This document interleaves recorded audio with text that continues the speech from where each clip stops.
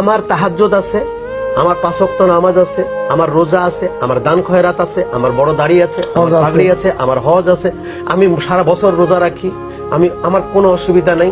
কিন্তু দেখা গেল আমার এইখানটাতে ঈমান নেই।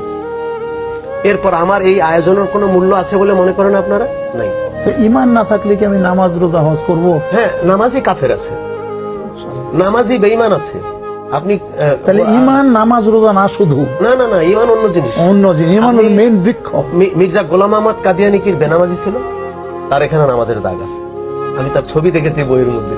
তার মাথায় পাগড়ি আছে, তার বড় দাড়ি আছে, এখানে নামাজের দাগ আছে। কিন্তু মির্জা গোলাম আহমদ কাদিয়ানী কাফের। রাসূলুল্লাহকে টক্কর দিয়ে বলেছে আমিও নবী। নাউজুবিল্লাহ। তারপর আমরা মুনাফিক সর্দার আব্দুল্লাহ ইবনে উবাই ইবনে সুলুল কি নামাজি ছিল না? তার দাড়ি টুপি ছিল না? যারা হযরত হুসাইনকে কতল করছে, এরা হুসাইনকে কতল করার আগেও নামাজ পড়ছে, পরেও নামাজ পড়ছে।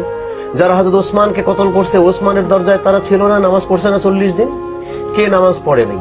সুতরাং নামাজ, দাড়ি, টুপি ঈমানের অলংকার হতে পারে, কিন্তু ঈমান অন্য জিনিস। রাসূলুল্লাহ বলেছেন লা ইউমিনু আহাদুকুম হাত্তা আকুনা আহাব্বা ইলাইহি মিন ওয়ালিদিহি ওয়া ওয়ালাদিহি ওয়ান নাসি আজমাইন। সুবহানাল্লাহ। পৃথিবীর সবকিছু পরিষ্কার।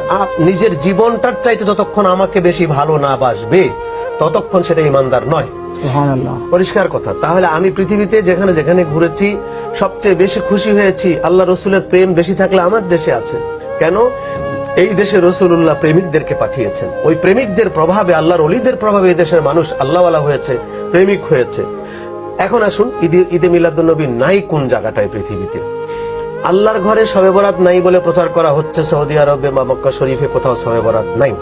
শবে বরাতের দিন হেরন শরীফের দোতলায় গিয়ে দেখি মিলাদ শরীফ। সুবহানাল্লাহ। আমি ক্যামেরা নিয়ে গেছি, ভাগ্যিস আমি চতুর্পাশ থেকে ক্যামেরা করে নিয়ে এসে বাংলাদেশে আমাদের কাফেলা অনুষ্ঠানে দেখিয়েছি। তারপর বলা হয়েছে বাংলাদেশে একঝাক টেলিভিশন আসছে, মোল্লাদের অভাব নেই। তারা বলতেছে ওগুলো ফারুকী সাহেব কোত্থেকে চুরি টুরি করে আনছে, এগুলো আসলে মক্কা শরীফের না। আমি আজও চ্যালেঞ্জ করছি, আমার কাছে সিডি আছে, চলুন মক্কা শরীফ, এবং আগামী শবে বরাতে চলুন, আমি দেখাবো। তাহলে তারা সেখানে মিলাদ শরীফ হচ্ছে, নবী পাকের বাচ্চাদেরকে নিয়ে আসছে বাড়ির থেকে শবে বরাতের রাত্রে।